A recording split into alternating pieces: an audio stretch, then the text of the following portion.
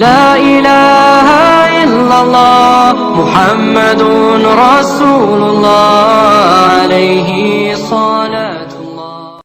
بسم الله الرحمن الرحيم. الحمد لله ذي الجلال وشارئ الحرام والحلال. اللهم صل على نور الأنوار وسر الأسرار وترياك الأخيار ومفتاح باب اليسر سيدنا ومولانا محمد المختار وآله الأطهار وأصحابه الأخيار عدد نعم الله وإفضاله. أما بعد. Yang saya cintai, yang saya muliakan, para alim ulama, para kiai, para asatid, para tokoh masyarakat, wabil khusus ketua DKM masjid, imam masjid, pengajar-pengajar di masjid, ketua panitia peringatan Maulid Nabi besar Muhammad beserta seluruh panitia, para tokoh masyarakat, para aparat pemerintah beserta seluruh hadirin dan hadirat, bapak-bapak, ibu-ibu, pemuda-pemudi umat baginda Nabi besar Muhammad sallallahu alaihi wasallam. Alhamdulillah, segala puji dan syukur kehadirat Allah subhanahu wa ta'ala, karena Allah subhanahu wa ta'ala telah memberikan kepada kita nikmat yang sangat besar. Allah telah memberikan kepada kita keagungan yang sangat besar. Allah telah memberikan kepada kita rahmat yang sangat besar. Apa nikmat Allah yang sangat besar? Apa karunia Allah yang sangat besar? Apa rahmat Allah yang sangat besar? Nikmat, karunia, rahmat, anugerah Allah yang sangat besar bukan iman, bukan Islam, bukan takwa, tetapi baginda Nabi besar Muhammad. Karena berkat Nabi Muhammad saya dan kalian mengenal iman, mengenal Islam, mengenal takwa, mengenal salat, mengenal syariat, sebagaimana yang Allah katakan dalam Al-Quran, Qul bifadlillah wa birahmatih fabidzalika falyafrahu. Katakanlah, dengan karunia Allah dan dengan rahmat Allah, maka dengan karunia dan rahmat tersebut falyafrahu, bergembiralah kalian. Dalam kitab tafsir Ma'alimut Tanzil Al-Imam Baghawi, dan dalam kitab tafsir Jami'ul Bayan Al-Imam Ibnu Jarir At-Tabari, begitu juga dalam kitab tafsir Al-Imam Ibnu Katsir, dijelaskan bahwasanya fadlullah dalam ayat tersebut adalah Al-Quran. Sedangkan Sayyidina Abbas menafsirkan fadlullah dalam ayat tersebut adalah ilmu. Maka dengan adanya karunia Allah yaitu Al-Quran dan ilmu, dan dengan adanya rahmat Allah, siapa rahmat Allah? Baginda Nabi besar Muhammad. Maka dengan adanya karunia dan rahmat tersebut falyafrahu, bergembiralah kalian semua, senanglah kalian semua dengan adanya anugerah dan rahmat Allah. Duduknya kita di sini sebagai bukti kegembiraan kita dengan adanya baginda Nabi besar Muhammad sallallahu alaihi wasallam. Beliau nikmat yang begitu besar, beliau rahmat Allah yang sangat besar untuk kita semua, dan Allah jadikan kita sebagai umatnya beliau. Allah jadikan kita sebagai umatnya Nabi Muhammad, umat yang terbaik, umat yang paling mulia, umat yang paling agung, umat yang kelak di yaumil kiamah akan menjadi pemimpin daripada seluruh seluruh umat dari zaman Nabi Adam hingga akhir zaman. Umat yang dimana akan berdiri di posisi paling depan membawa benderanya baginda Nabi besar Muhammad. Umat yang sangat dibangga-banggakan oleh Nabi Muhammad. Umat yang dimana para nabi-nabi dan rasul terdahulu mereka iri kepada kita sebagai umat Nabi Muhammad. Dalam kitab Nashihul Ibad Al-Imam Ibnu Hajar Al-Asqalani dijelaskan bahwasanya Nabi Allah Adam alaihi salam, beliau berkata, aku iri kepada umat Muhammad, aku iri kepada umat Muhammad. Kenapa?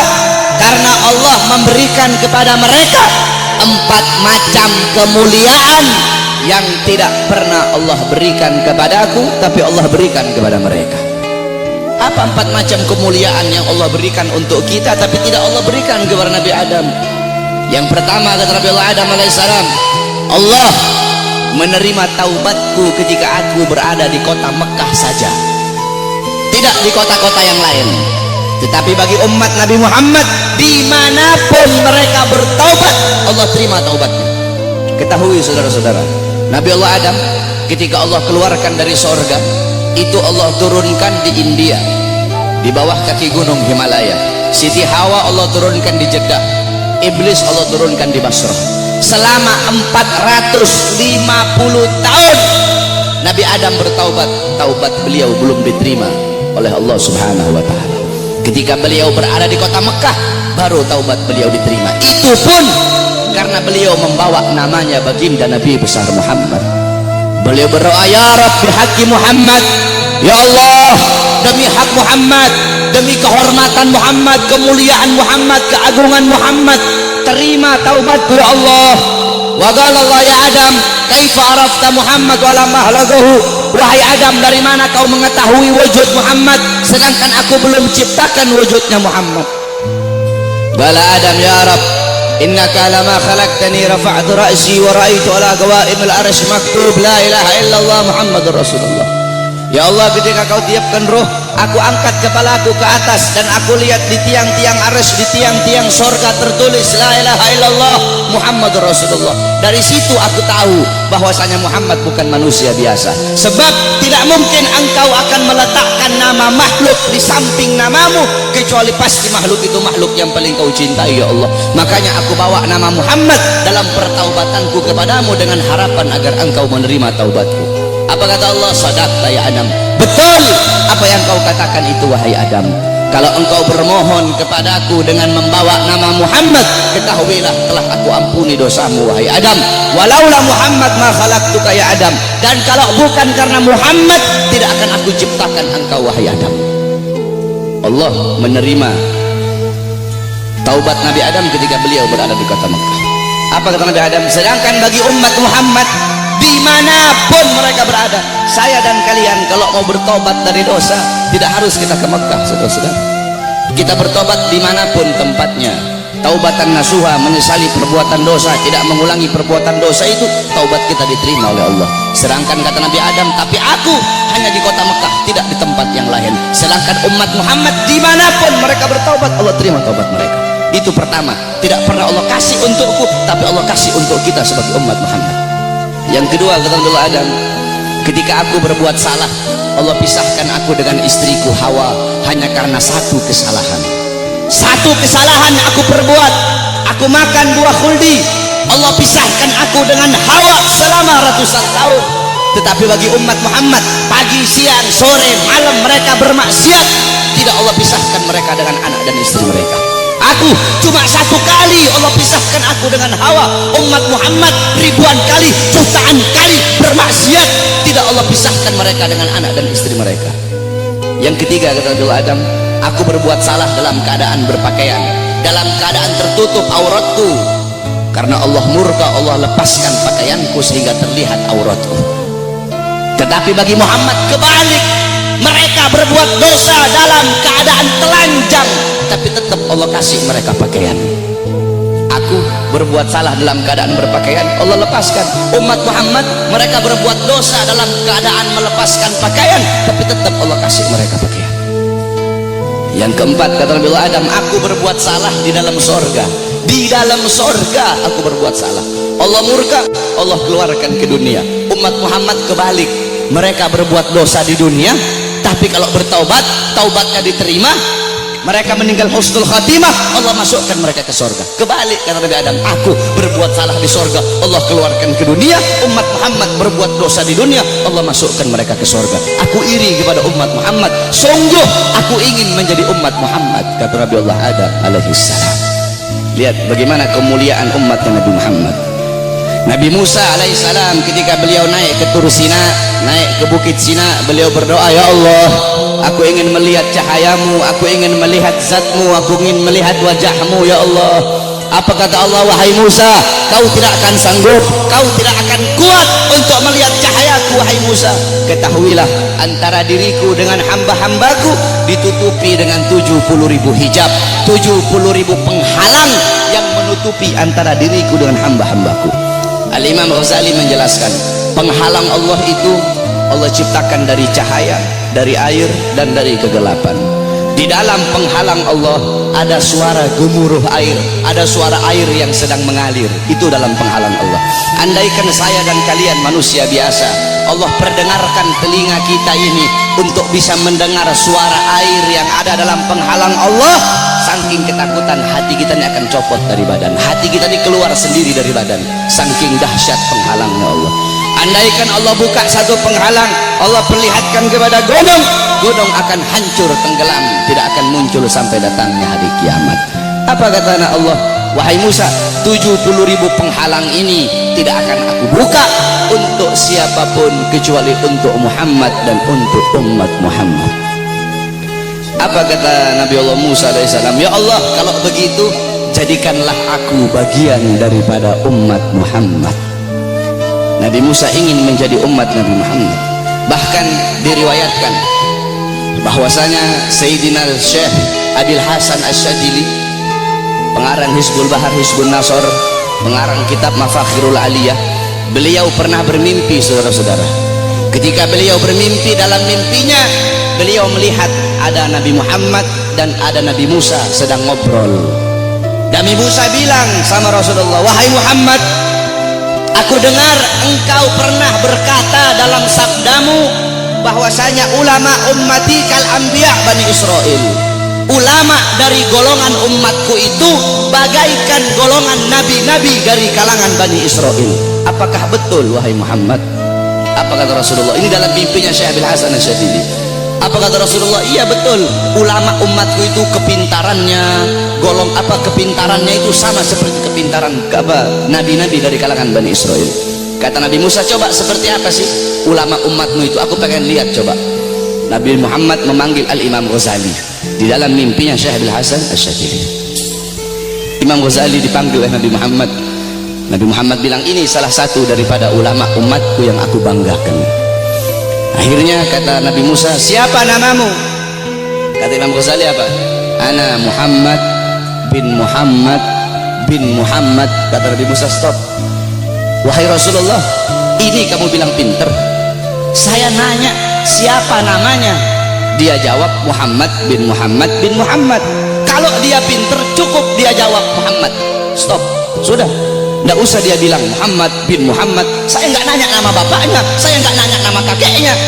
Kalau dia pinter cukup dia jawab Muhammad. Udah, stop. Atau Muhammad Al-Ghazali dalam kitab Tabaqat Syafi'iyah, Al-Imam Ghazali. Ghazali itu adalah nisbat nama tempat kelahiran beliau. Tetapi ada juga ulama yang mengatakan Ghazali itu nisbat kepada pekerjaan keluarga beliau, yaitu tukang tenun, tukang sol. Nah, kata Nabi Musa, kalau kamu pinter cukup kamu jawab Muhammad, nggak usah kamu bilang Muhammad bin Muhammad, kepanjangan. Apa kata Nabi Musa? Apa kata Imam Ghazali? Ya Rasulullah, izinkan aku untuk menjawab ya Rasulullah. Diizinkan oleh Rasul, dijawab oleh Imam Ghazali, wahai Musa kalimullah. Dulu Allah pernah nanya, wahai Musa, apa yang ada di tanganmu? Engkau bilang, ya Allah, ini tongkat. Tongkat ini untuk menyandar, untuk bersandar. Tongkat ini untuk memukul. Harusnya kalau kau pinter cukup kau jawab, ini tongkat. Nggak usah kau jawab tongkat ini untuk ini, untuk ini, untuk ini. Karena Allah nanya apa yang ada di tanganmu. Allah tidak tanya untuk apa itu. Apa kata Nabi Musa? Karena aku ingin bercakap-cakap lama dengan Allah. Aku ingin punya waktu yang panjang dengan Allah untuk mengambil berkah. Apa kata Imam Ghazali? Begitupun aku jawab dengan jawaban yang panjang untuk bercakap-cakap lama denganmu agar mendapatkan keberkahan darimu yang pernah berbicara dengan Allah. Baru diakui oleh Nabi Musa kepintaran ulama daripada umatnya Nabi Muhammad sallallahu alaihi wasallam. Coba kau lihat dalam kitab Khasaisul Ummatul Muhammadiyah, dalam kitab keutamaan-keutamaan, kekhususan yang Allah kasih kepada umat Nabi Muhammad, umat terdahulu, saudara-saudara, kalau mereka berbuat dosa, Allah tidak segampang akan mengampuni dosa mereka. Bani Israel kalau mereka berbuat dosa, mereka harus cari jurang yang tinggi, loncat ke bawah sampai mati, baru diterima taubatnya oleh Allah. Kita tidak, Allah kasih kemudahan. Umat terdahulu kalau anggota tubuh mereka ada yang terkena najis, harus dihilangkan dengan kulit-kulitnya. Kita tidak, terkena najis cukup hilangkan najis itu. Kalau menggoladoh najisnya berat, pakai air dicampur dengan tanah. Allah kasih kita kemudahan, Allah kasih kita keutamaan. Kenapa? Karena kita adalah umat Nabi Muhammad. Kuntum khairu ummatin ukhrijat linnas.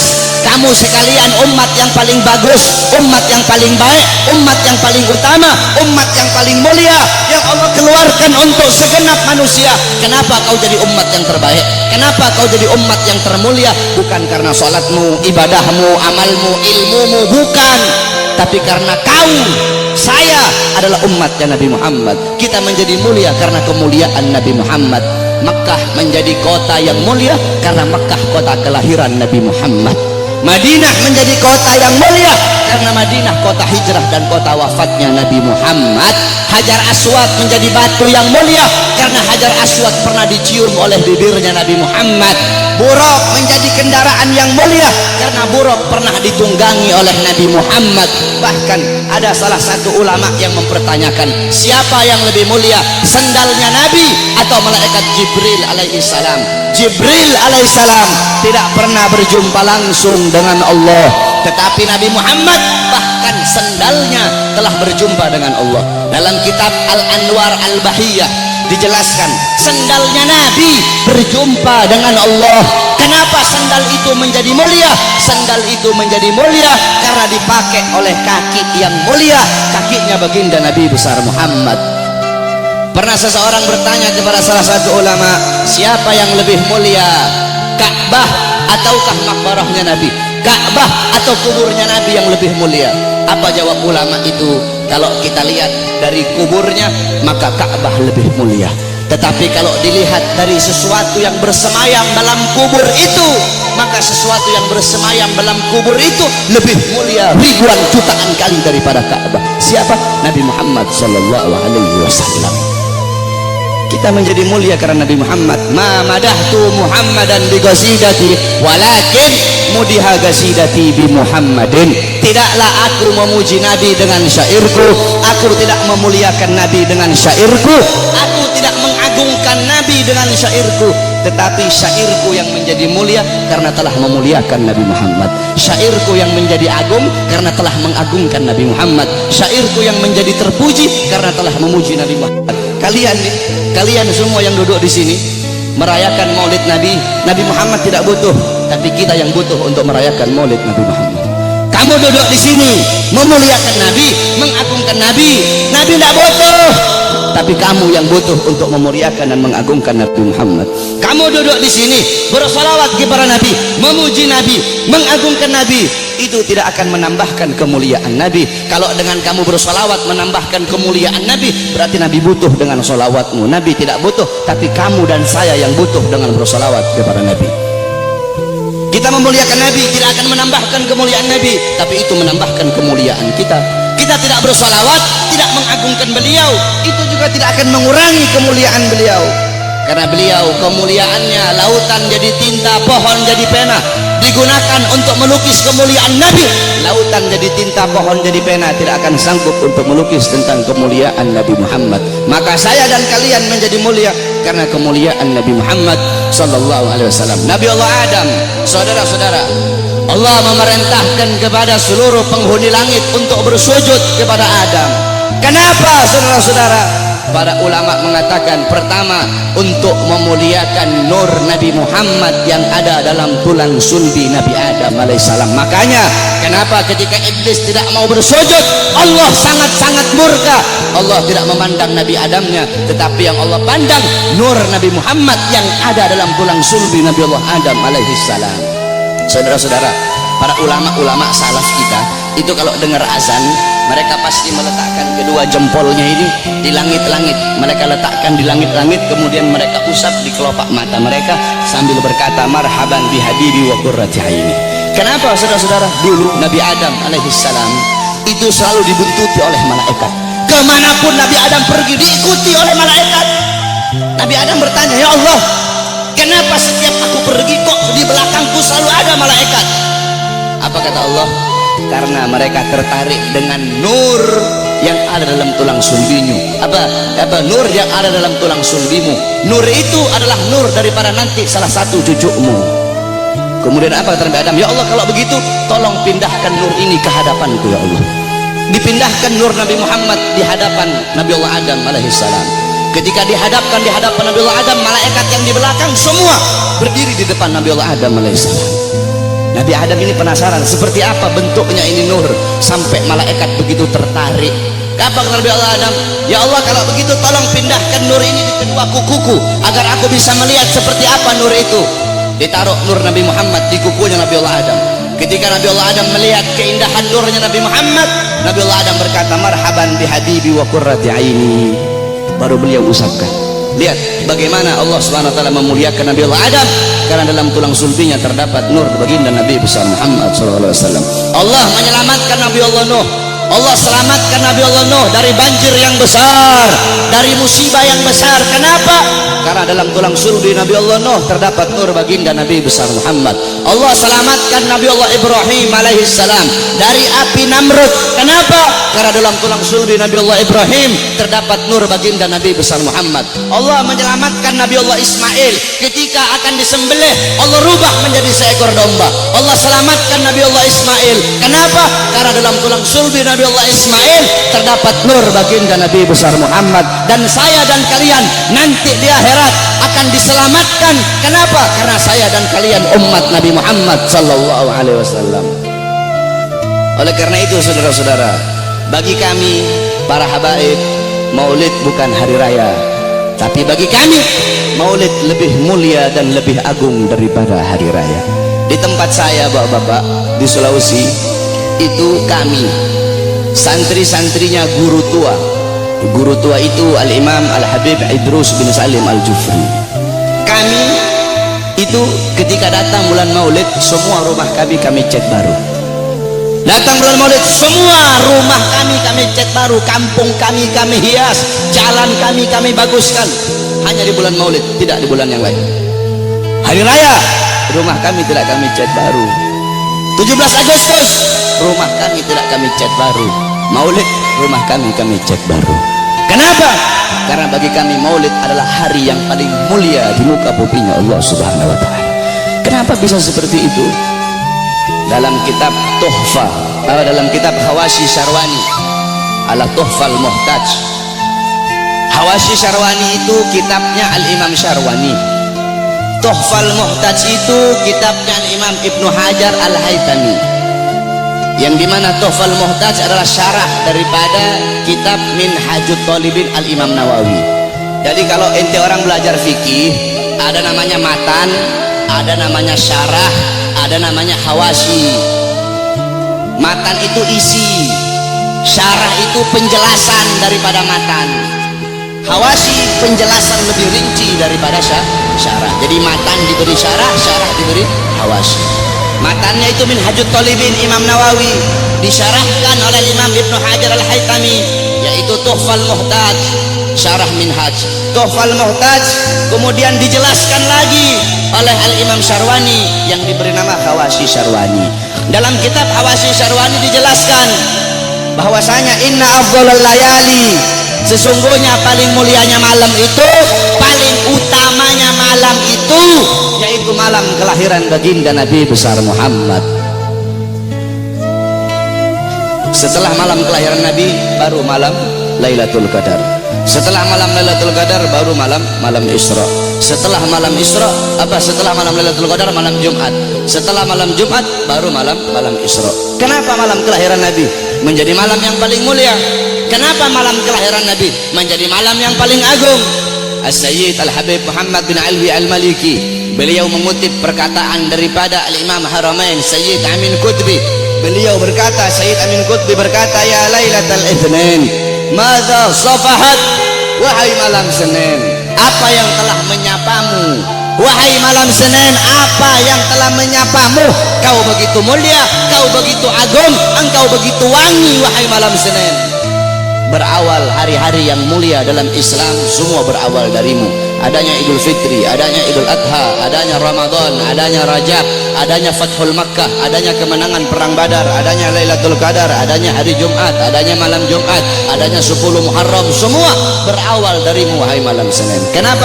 Karena pada malam Senin itu lahir baginda Nabi besar Muhammad sallallahu alaihi wasallam, sehingga malam kelahiran Nabi menjadi malam yang paling mulia di muka bumi. Kenapa? Karena kalau tidak ada kelahiran Nabi, tidak akan ada Idul Fitri, tidak akan ada Idul Adha, tidak akan ada iman, tidak akan ada Islam. Makanya sampai begitu Allah memuliakan kelahiran Nabi Muhammad, karena begitu Allah ini memuliakan kelahiran Nabi, sampai orang yang meninggal dalam keadaan kafir, akan tetapi karena dia gembira dengan kelahiran Nabi, Allah ringankan azabnya dalam neraka. Dalam kitab tafsir Bidayah wa Nihayah, Al-Imam Ibnu Katsir beliau meriwayatkan bahwasanya Sayyidina Abbas bin Abdul Muthalib pernah bermimpi berjumpa dengan Abu Lahab. Dalam mimpinya Sayyidina Abbas bin Abdul Muthalib bermimpi Abu Lahab sedang disiksa dalam neraka. Akan tetapi setiap hari Senin, azab dan siksanya Abu Lahab dihentikan dan Allah gantikan dengan rahmat. Dari jari-jari Abu Lahab itu bisa keluar air, sehingga dia bisa minum dari air tersebut. Maka Sayyidina Abbas pun bertanya, wahai Abu Lahab, kenapa setiap hari Senin Allah angkat azab dan siksamu? Dari jari-jarimu bisa keluar air, kenapa hanya di hari Senin, tidak di hari-hari yang lain? Apa kata Abu Lahab? Iya, karena dulu ketika Muhammad lahir, aku bergembira dengan lahirnya Muhammad. Aku memiliki budak yang bernama Suwaibah. Suwaibah datang kepadaku memberi kabar tentang lahirnya Muhammad. Aku gembira sehingga aku bebaskan Suwaibah. Aku bebaskan dia dari budak. Nah, karena aku membebaskan Suwaibah, karena kegembiraanku dengan lahirnya Muhammad, karena aku gembira sesaat dengan lahirnya Muhammad, maka dari itu setiap hari Senin Allah angkat azab dan siksaku. Itu Abu Lahab. Setiap hari Senin Allah angkat azab dan siksanya hanya karena bergembira sesaat dengan lahirnya Al-Mustafa. Maka bagaimana dengan saya dan kalian kalau kita bergembira seumur hidup kita dengan lahirnya baginda Nabi besar Muhammad? Oleh karena itu saudara-saudara, kita duduk di sini memuliakan kelahiran Nabi, mengagungkan kelahiran Nabi. Ini suatu perbuatan yang mulia. Tetapi banyak juga golongan-golongan di luar sana, banyak golongan-golongan yang mulut kotornya berani mengatakan bahwasanya orang-orang yang duduk di maulid itu mereka telah berbuat dosa besar. Maulid itu adalah bid'ah dalalah, maulid itu bid'ah yang sesat, maulid itu sumber kesyirikan, maulid itu sumber kekafiran. Banyak golongan-golongan di luar sana yang berkata seperti itu. Ini golongan-golongan yang bodoh, golongan-golongan yang goblok, golongan-golongan yang dungu, tidak ngerti kaidah fikih, tidak ngerti takhrij hadis, tidak ngerti mustalah hadis, baru belajar beberapa tahun di Arab Saudi, pulang baru punya jenggot 8 lembar 9 lembar, sudah berani menyesat-nyesatkan orang yang duduk di majelis maulidnya Nabi Muhammad sallallahu alaihi wasallam. Saudara-saudara, kalau kita mau lihat bid'ahnya, luarnya ya bid'ah, luarnya bid'ah, luarnya covernya bid'ah, covernya ini sesuatu yang baru, tetapi intisari, lubabnya, intisari yang ada dalam peringatan maulid ini bukanlah sesuatu yang bid'ah. Tadi di maulid tadi dibacakan Quran. Apakah membaca Quran sesuatu yang bid'ah? Kau duduk di sini, kita saling makan sama-sama. Nanti selesai acara makan bareng-bareng. Dalam kitab dijelaskan Nabi Allah Ibrahim menjadi Khalilullah. Nabi Ibrahim itu jadi kekasih Allah karena 3 sebab. Pertama, Nabi Ibrahim lebih memilih perintah Allah daripada perintah selain Allah. Yang kedua, Nabi Ibrahim tidak pernah makan sendiri. Nabi Ibrahim itu kalau makan pasti bareng-bareng, pasti sama-sama. Kalau beliau cuma sendiri, beliau rela jalan kaki berkilo-kilo hanya untuk cari teman untuk makan sama-sama. Kita duduk di sini mengikuti sunnah Nabi Allah Ibrahim. Nabi Muhammad juga makannya selalu bersama-sama. Apakah ini sesuatu yang bid'ah? Tidak. Kita duduk di sini saling menyebarkan salam. Apakah menyebarkan salam sesuatu yang bid'ah? Nabi Muhammad berkata, afsus salam, sebarkan salam. Kita duduk di sini saling memberi makan. Nabi Muhammad bilang, wa'atimut ta'am, berilah makan. Kita duduk di sini menyambung tali silaturahmi. Kata Nabi Muhammad, wasilul arham, sambunglah tali persaudaraan. Kita duduk di sini mengenang Nabi Muhammad, menyebut-nyebut nama Rasulullah sallallahu alaihi wasallam. Bukankah dalam hadis riwayat Ad-Dailami dalam kitab musnad beliau, yaitu kitab yang bernama Al-Firdaus, qala Rasul dzikrul anbiya minal ibadah, mengingat para nabi, mengingat para rasul itu adalah ibadah. Dzikrus sholihin minal kafarah, dzikrul maut minas sadaqah, wa dzikrul kubur yuqarribukum minal jannah. Kata Nabi Muhammad, mengingat para nabi, mengingat para rasul, menyebut-nyebut nama mereka itu adalah ibadah. Kita duduk di sini menyebut Nabi Muhammad, mengingat Nabi Muhammad, mengenang Nabi Muhammad, membaca sirah beliau, tarikh beliau agar bisa mengambil iktibar, mengambil pelajaran dari kisah hidup beliau. Apakah ini sesuatu yang bid'ah? Tidak. Kita duduk di sini bersolawat kepada Nabi Muhammad. Bukankah Allah berkata, innallaha wa malaikatahu yusholluna 'alan nabi ya ayyuhalladzina amanu shollu 'alaihi wa sallimu taslima. Apakah salawat sesuatu yang bid'ah? Tidak. Kita duduk di sini menuntut ilmu. Saya dan kalian duduk di sini untuk menuntut ilmunya Allah. Menuntut ilmu fardhatun. Menuntut ilmu hukumnya sangat-sangat wajib. Dalam kaidah dijelaskan, amrun bi syai' amrun bi wasailihi. Perintah terhadap sesuatu, maka perintah juga terhadap sarana atau prasyarat bagi orang-orang untuk melakukan sesuatu yang diperintahkan tersebut. Kalau seumpama naik ke atas ini wajib, maka yang mendorong kita untuk naik ke atas itu pun hukumnya wajib. Naik ke atas hukumnya wajib. Yang dorong itu naik ke atas apa? Tangga, maka tangga juga hukumnya wajib. Kalau ente naik ke atas hukumnya sunnah, maka tangga juga hukumnya jadi sunnah. Saudara-saudara, beli baju, membeli baju hukumnya apa? Mubah. Beli baju hukumnya mubah. Menutup aurat hukumnya wajib. Menutup aurat hukumnya wajib. Kamu sedang keluar dari rumah, tiba-tiba bajumu lepas, bajumu sobek atau bajumu lepas, kelihatan kamu punya aurat, kelihatan kamu punya aurat. Membeli baju hukumnya mubah, tapi ketika itu berubah menjadi wajib. Kenapa? Karena baju salah satunya yang menjadi syarat bagimu untuk bisa tutup kau punya aurat, sedangkan nutup aurat hukumnya wajib. Bersiwak hukumnya apa? Sunnah. Bikin kantong baju hukumnya apa? Bikin kantong baju hukumnya mubah. Bersiwak hukumnya sunnah. Bikin kantong baju hukumnya mubah. Kamu mau keluar rumah, kantong apa? Bajumu tidak punya kantong, bajumu tidak punya kantong. Kalau tidak ada kantong tidak bisa kamu bawa, kamu punya siwak. Sedangkan bersiwak hukumnya sunnah, bikin kantong baju hukumnya mubah. Ketika itu berubah, bikin kantong baju hukumnya jadi sunnah. Kenapa? Karena kantong baju yang jadi syarat bagimu untuk bisa bawa kau punya siwak. Nah, menuntut ilmu hukumnya wajib, saudara-saudara. Maka ketika maulid menjadikan dirimu, mendorong dirimu untuk menuntut ilmu, maka ketika itu maulid pun hukumnya berubah menjadi wajib. Kalau maulid mendorong engkau untuk sedekah, sedekah hukumnya sunnah, maka maulid juga hukumnya menjadi sunnah. Apa? Bersalawat hukumnya sunnah, maka ketika itu apa? Maulid mendorong kau untuk bersalawat, maka maulid juga hukumnya menjadi sunnah. Oleh karena itu nanti wasiat saya, kalau nanti ada yang nanya kepada kalian semua, kenapa kamu merayakan maulid Nabi Muhammad? Jawab, saya merayakan maulid Nabi untuk memuliakan dan mengagungkan kelahiran Nabi. Siapa yang suruh memuliakan kelahiran Nabi? Siapa yang suruh mengagungkan kelahiran Nabi? Yang suruh adalah Allah. Ayat tadi itu, qul bi fadlillah wa bi rahmati fabidzalika falyafrahu. Katakanlah dengan anugerah dan rahmat Allah, dengan rahmat itu fayafrahu, gembira kalian, senanglah kalian dengan adanya karunia dan rahmat Allah Subhanahu wa taala. Saudara-saudara, ada beberapa ibadah yang sengaja dikaitkan dengan sejarah. Contohnya haji. Haji itu ibadah wajib, sengaja dikaitkan dengan sejarah Nabi Allah Ibrahim, mulai dari wukuf, tawaf, sa'i, melempar jumrah, sehingga ibadah haji menjadi ibadah wajib. Berpuasa pada tanggal 10 Muharram, berpuasa pada tanggal 10 Muharram itu sengaja dikaitkan dengan sejarah Nabi Musa alaihi salam. Ketika Rasulullah nanya sama Yahudi Madinah, kenapa kalian berpuasa pada tanggal 10 Muharram? Kata Yahudi Madinah, karena kami bersyukur atas selamatnya Nabi Musa dari kejaran tentara Fir'aun. Apa kata Rasulullah? Nahnu ahaqqu bi Musa minkum, kami lebih berhak atas Musa daripada kalian. Rasul pun memerintahkan para sahabat untuk berpuasa pada tanggal 10 Muharram, sehingga berpuasa pada 10 Muharram menjadi ibadah sunnah. Saudara-saudara, para ulama mengatakan, jikalau perhatikan kata-kata ini, jikalau berpuasa pada tanggal 10 Muharram menjadi ibadah sunnah, bersyukur atas selamatnya Nabi Musa, maka bagaimana dengan terselamatkan seluruh alam semesta ini berkat adanya Nabi Muhammad? Selamat Nabi Musa, kalian bersyukur dengan berpuasa di tanggal 10 Muharram. Maka bagaimana dengan terselamatkan seluruh alam semesta berkat Nabi Muhammad sallallahu alaihi wasallam. Saudara-saudara, kita ini udah telat. Saya dan kalian udah telat, saudara-saudara.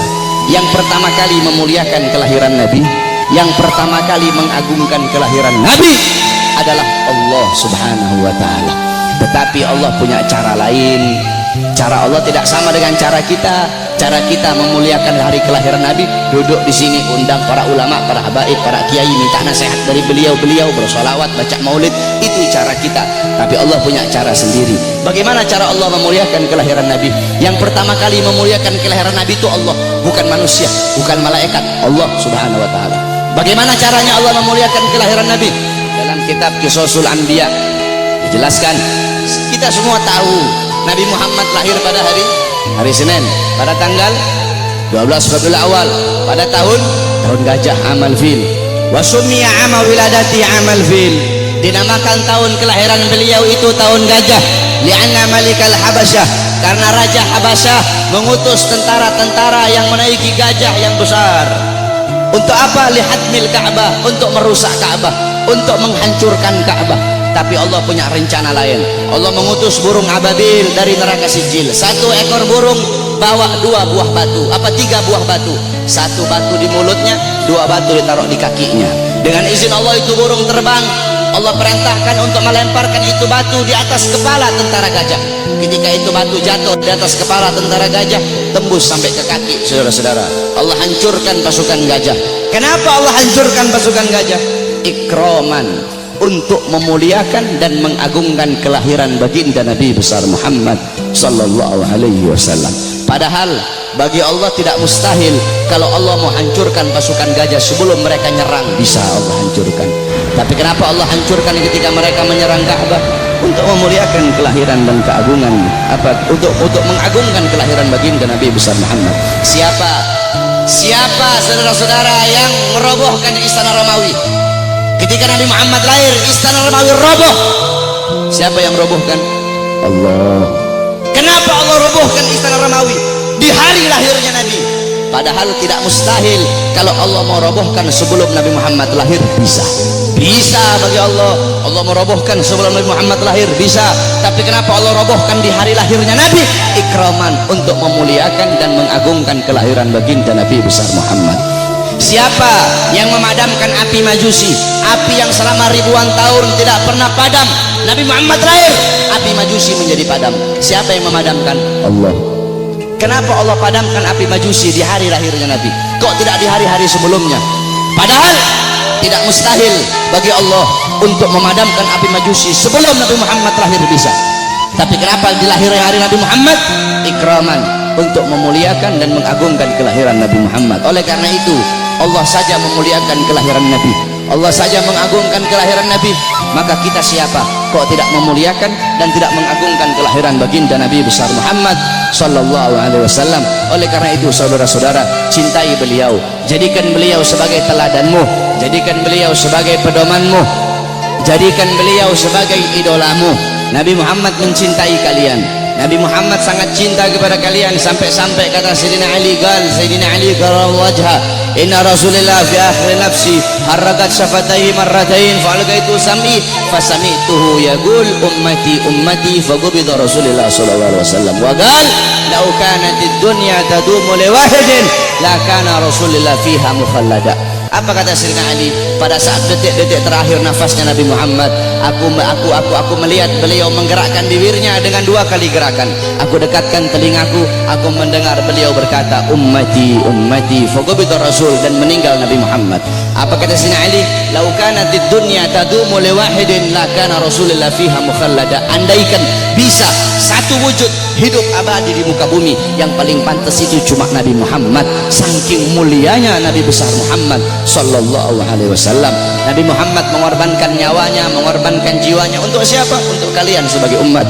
Nabi Muhammad beliau pipi beliau tertusuk tulang sampai tembus ke sebelah. Demi siapa? Demi kalian sebagai umat. Nabi Muhammad gigi gerahamnya patah, gigi gerahamnya Nabi patah. Demi siapa? Demi kalian sebagai umat. Sampai-sampai Uwais Al-Qarni yang berada di Yaman, Uwais Al-Qarni tidak pernah berjumpa dengan Nabi, tapi ketika Uwais Al-Qarni mendengar Nabi Muhammad gigi gerahamnya patah, Uwais Al-Qarni ambil benda tumpul, dia pukulkan di pipinya agar gigi-gigi gerahamnya patah. Kenapa? Dia ingin merasakan apa yang dirasakan oleh Nabi Muhammad SAW.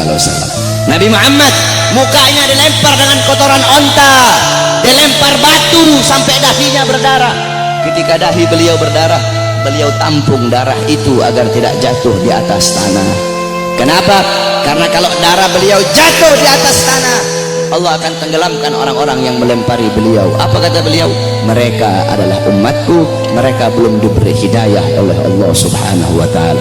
Nabi Muhammad berjuang untuk siapa? Untuk kalian semua sebagai umat. Agar apa? Agar apa? Agar iman sampai. Agar apa? Agar Islam sampai. Agar apa? Agar masjid sampai. Agar apa? Agar ulama sampai. Agar apa? Agar kiai sampai kepada kalian, agar ilmu agama sampai, agar tauhid sampai, agar syariat sampai, agar seluruh ilmu-ilmu itu sampai kepada kalian. Tetapi setelah itu semua sampai, malah kalian sia-siakan. Setelah sholat sampai, malah kalian belakangi. Setelah takwa sampai, malah kalian campakkan. Setelah syariat sampai, malah kalian campakkan. Kalian mengambil budaya barat, kalian mengambil orang-orang barat sebagai teladan kalian, sebagai pedoman kalian, sebagai pedoman anak-anak kalian. Kalian tinggalkan Nabi Muhammad SAW. Mulutmu mengaku umat Nabi, saya umat Nabi, saya umat Islam, tapi kau tidak sholat. Saya umat Nabi, tapi masjidmu sepi. Saya umat Nabi, tapi kedua matamu memandang hal-hal yang haram. Saya umat Nabi, tapi kamu kencingnya berdiri. Saudara-saudara, Masjid Istiqlal tuh, tahu Masjid Istiqlal? Itu bodoh DKM-nya itu. Kenapa bodoh? Karena mereka bikin tempat kencing berdiri, saudara-saudara. Masjid itu bikin tempat kencing bodoh. Masjid bikin tempat kencing berdiri, udah kayak bandara aja. Dorong orang-orang untuk bikin sunnah, dorong orang-orang untuk melakukan sunnah. Ente ketua masjid, orang-orang yang ada di masjid bikin tempat kencingnya duduk. Adapun orang yang masuk ke dalam itu kencingnya berdiri atau duduk, urusan mereka. Yang penting kamu telah dorong mereka untuk mengikuti sunnah. Sufyan Ats-Tsauri, tahu Sufyan Ats-Tsauri? Ats-Tsaur itu banteng. Kenapa Sufyan Ats-Tsauri dipanggil banteng? Karena dia masuk ke masjid itu mendahulukan kaki kiri, sehingga terdengar suara ya Tsaur qaddimul yumna. Hei banteng, dahulukan kaki kananmu. Ditegur saudara-saudara. Engkau mengaku apa? Engkau mengaku umat Nabi, tapi kedua tanganmu tidak pernah memberi makan golongan-golongan yang dicintai oleh Nabi. Siapa golongan yang dicintai oleh Nabi? Anak yatim, fakir miskin, para janda-janda. Kau ngaku cinta Nabi, tapi kau tidak pedulikan mereka. Kau biarkan mereka dalam keadaan lapar, kau biarkan mereka dalam keadaan teraniaya, sedangkan mereka golongan yang sangat dicintai oleh Nabi Muhammad SAW. Engkau mengaku umat Nabi, tapi kau biarkan besok anak-anakmu merayakan Valentine. Engkau ngaku umat Nabi, tapi kalian para orang tua biarkan anak-anak gadis kalian membuka aurat.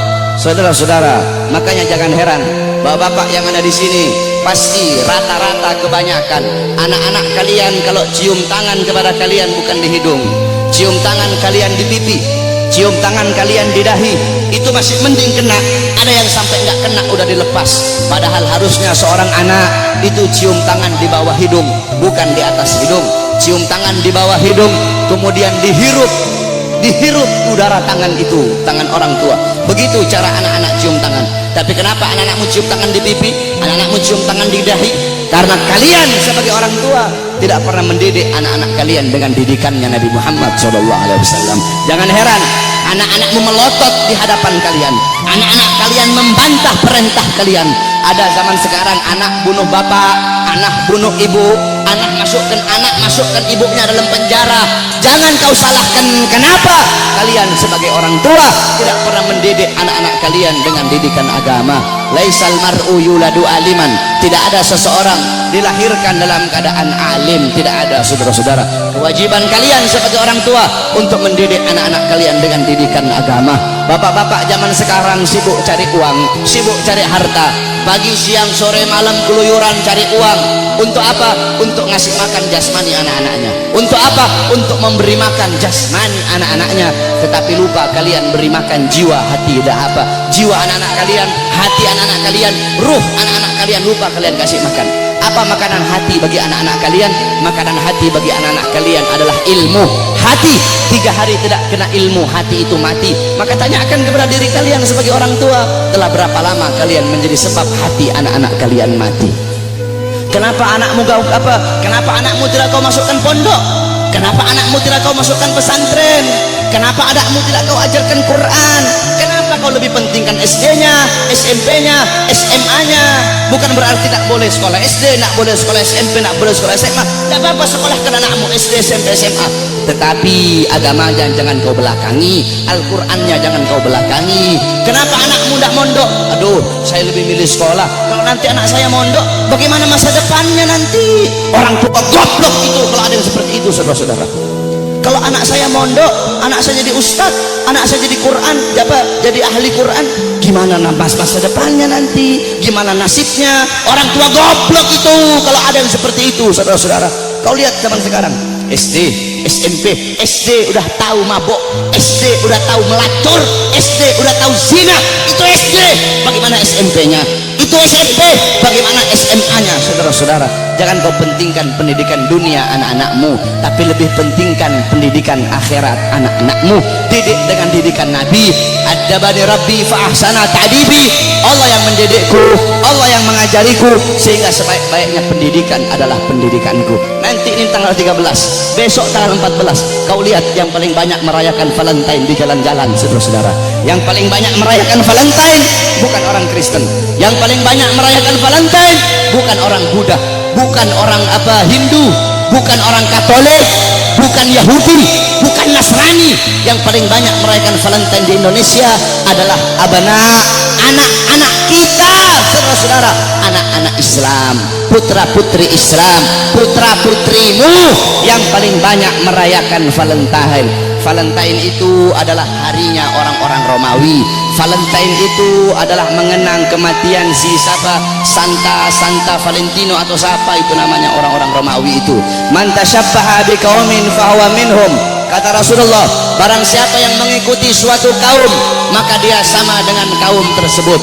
Engkau mengikuti orang Romawi, engkau mengikuti orang Barat, engkau mengikuti orang kafir, mengikuti budaya mereka, mengikuti adat istiadat mereka, mengikuti hari-hari besar mereka, engkau sama seperti mereka. Mereka dilaknat, engkau pun akan dilaknat oleh Allah Subhanahu wa taala. Memang betul kata Nabi Muhammad. Nabi Muhammad SAW, beliau pernah bersabda, la taqumus saah.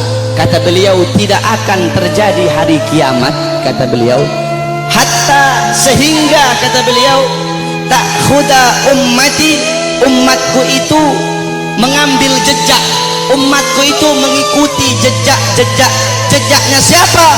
Jejaknya orang-orang sebelum mereka, jejak orang-orang sebelum mereka, kata Nabi Muhammad SAW.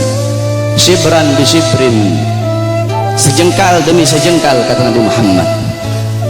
Wa dhira'an bi dhira'in, sehasta demi sehasta, kata Nabi Muhammad. Fakila, kemudian ada di situ salah satu sahabat yang berkata, ya Rasulullah, maksudnya apa maksudnya kurun golongan-golongan sebelum mereka itu, apakah mereka ya Rasulullah, kata salah satu sahabat, apakah orang Persia, Warum, dan orang-orang Romawi? Apa kata Rasulullah SAW? Siapa lagi kalau bukan mereka? Lihat, yang dikatakan Nabi Muhammad SAW betul. Nanti ada nanti kiamat tidak akan terjadi, kiamat itu tidak akan datang nanti sebelum umatku itu sampai sehingga umatku akan mengikuti orang-orang Romawi dan orang-orang Persia, baik gaya pakaian mereka mengikuti hari-hari besar mereka, kata Rasulullah sallallahu alaihi wasallam. Maka ketika itu sudah terjadi, berarti itu adalah salah satu daripada tanda-tanda kiamat. Oleh karena itu saudara-saudara sekalian yang dimuliakan oleh Allah, didik kau punya anak-anak dengan didikan Nabi Muhammad. Begitu juga ibu-ibu zaman sekarang ini, mereka tahu di mana letak kursi mereka, di mana letak dapur mereka, di mana letak tempat make up mereka, tapi mereka tidak tahu di mana letak anak-anak perempuan mereka. Anak-anak perempuan kalian biarkan berjalan dengan laki-laki yang bukan muhrim. Anak-anak perempuan kalian biarkan telanjang. Anak-anak perempuan kalian biarkan membuka aurat. Saudara-saudara, Hadramaut melahirkan para aulia. Bumi Hadramaut itu melahirkan para wali, melahirkan para aulia, fuqaha, ulama. Kenapa? Itu tidak terlepas dari wanita-wanita yang ada di sana. Bagaimana wanita yang ada di sana? Wanita yang ada di sana seumur hidup mereka cuma keluar 3 kali. Seumur hidup mereka keluar cuma 3 kali. Pertama, ketika mereka masih kecil, keluar bersama bapaknya. Kedua, ketika mereka sudah menikah, keluar, diambil oleh suaminya, keluar dari rumahnya. Ketiga, ketika mereka mati, keluar, diantar ke kuburnya. Itu seumur hidup 3 kali mereka keluar rumah. Makanya jangan heran kenapa wanita-wanita di sana melahirkan wali-wali, melahirkan orang-orang soleh, melahirkan wali songo yang datang bawa Islam ke Indonesia, berasal dari sana. Kenapa? Itu tidak terlepas dari kesolehan, ketaatan, kezuhudan wanita-wanita yang ada di sana. Oleh karena itu para wanita-wanita, para istri-istri, ibu-ibu, jadikan Sayyidatuna Fatimah, Sayyidatuna Khadijah, Sayyidatuna Aisyah, Ummu Salamah, Ummu Aiman, Ummu Sulaim, Siti Khansa, Siti Mutiyah, wanita-wanita di zaman Nabi, wanita-wanita mulia. Jadikan beliau-beliau sebagai uswahmu, sebagai teladanmu, sebagai pedomanmu, agar kau bisa mendidik anak-anakmu dengan didikan Nabi Muhammad. Insya Allah dengan duduknya kita di sini, Allah kasih kita keberkahan, Allah kasih kita Allah kasih kita maghfirah, Allah kasih kita rahmat. Kita bermalam-malaman di sini untuk Nabi Muhammad. Insya Allah kedua mata kita Allah halalkan kelak di yaumil qiyamah untuk memandang wajah indah baginda Sayyidina Muhammad sallallahu alaihi wasallam. Amin amin ya rabbal alamin. Ingat saudara-saudara, tidak ada kata capek untuk Nabi.